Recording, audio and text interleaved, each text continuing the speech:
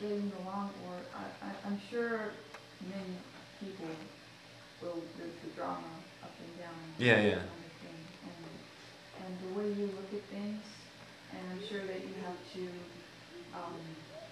have any kind of, you see, in everyday life, you would be with people who have the drama thing.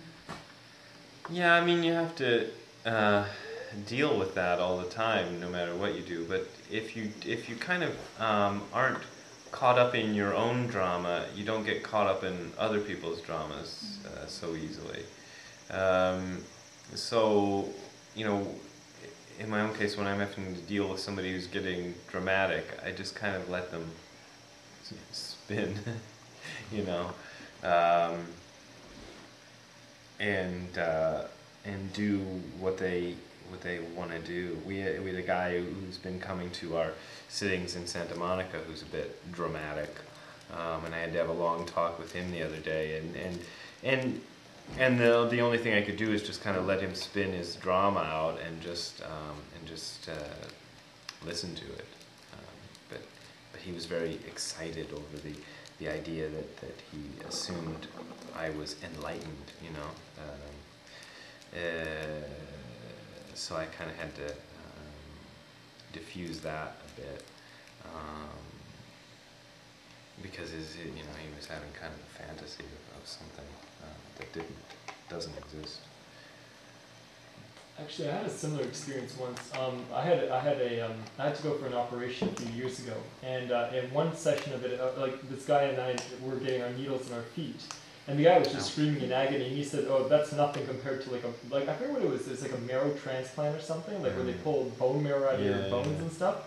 So then we left, but then I had to go for another session. They said, "Oh, we're gonna have to give you a marrow transplant." So I thought, "Oh God, this is gonna be a nightmare." So. But actually what happened was, when they started doing it, it did hurt. I mean, it was like they're taking a corkscrew and putting it in your bone and stuff and then popping it out. That sounds pretty bad. Yeah, so it was pretty nasty. But then the first time and second time I was in agony. Like my legs were shaking, I was biting the pillow in front of me and stuff. But the third time I said, okay, it's like what you said, don't feed it. And then it's like almost as if I just detached from it. Like it was like, I knew that there was pain. And like intellectually, you just know, oh, this should hurt. But part of me just didn't care anymore. It was just like, you know. Well, if you kind of just let it all happen, it's Yeah. It's kind of it kind of just does what it does. I think it's a useful thing. I mean, my dad's into hypnosis these days, so. I had no idea, but he was like really, really into it. But he told me he goes to the dentist's office and kind of just does self-hypnosis and doesn't take any Novocaine, which I love. And I also found out recently my dad eats the entire apple whenever he eats an apple, by the way. So that's another fascinating fact about my dad, which I just found out recently. He'll eat the core and everything, except for the stem.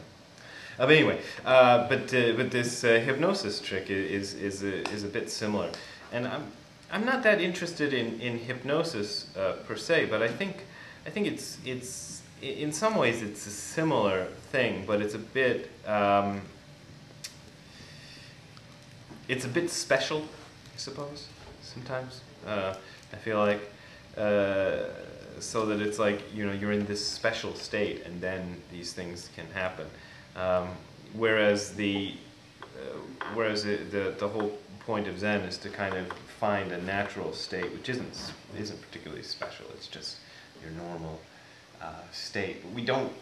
We're so used to being abnormal that we don't know what our normal condition is anymore.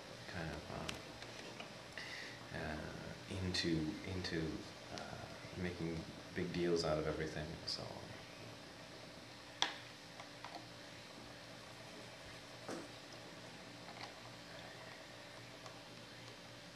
Should I talk about the history of Dogen, which is my other topic? We got one yes and one no. Yeah. Along the lines of making a big deal about things or not, these days among circles of friends, it's a popular topic to talk about current events and things like that, and what is going on in the Middle East, and things like that, and people get very animated about that. Yeah, that's for sure. It's hard to kind of stay out of it, but be involved in the conversation at the same time. What's an appropriate way to approach that, especially when there's a lot of Yeah, I don't know. I mean, hot opinions flying around? yeah, I don't know. I had a similar question when I was in Santa Monica. This woman kind of was, because it's California and the whole California culture is you have to be concerned about these things. The sort of California sort of liberal culture, especially film business people, which she was. And so she was kind of worried about not being concerned enough about the Middle East and all of that. And I don't think it's necessary to be all that concerned. I mean, that sounds terrible sometimes to some people, but it's what's going on in your own immediate surroundings. It's the most important thing, and you know, working for peace and justice and so on is all good, but it's more what your immediate surroundings are. That's the most important thing. But as far as getting, you know, when I'm in a conversation and people are kind of getting animated about stuff, I sort of wait it out.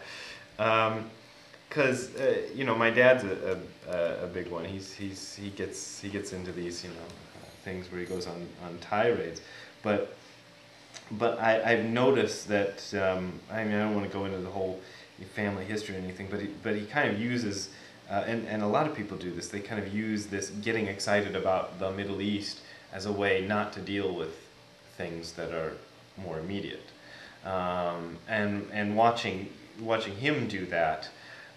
It's really clear because I know exactly what the situation is that he's trying to avoid. And by extension, I tend to assume a lot of the people who get very excited about things like that are often doing it as a way of avoiding something that's much more immediate, that probably needs a lot more real attention.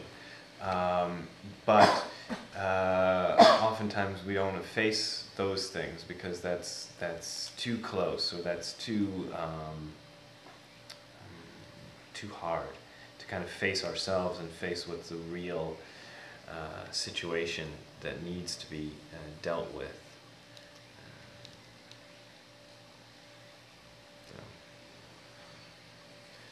And that's kind of the way I just kind of let most of that go. When you're talking about this and being normal, that most people aren't in a normal state. But then if most people are in a state, then isn't that the normal state? Well, yeah, I mean, if you're defining normal as being what most people do, I suppose, that's one way to look at it. But I'm kind of thinking about normal as being the most healthy condition, or the I don't want to say optimum condition because I hate that word. But that's kind of what I'm thinking. Because what we call normal, what's the usual thing in human society, isn't really good for us. I mean, you just look at the state of the world at any time in your history. You know, you look at it now, and you can see that things are obviously going wrong. And a lot of that is because, or maybe all of it is because we're just going, you know, wow, you know, trying to get all excited about something and all depressed about something else, and then, you know, getting really worked up about things, and riding this roller coaster rather than just going, okay, well, and it's hard to sort of stay in that middle ground because you're constantly being pulled away from that, or being told that you ought not to be like that you ought to be excited, you know.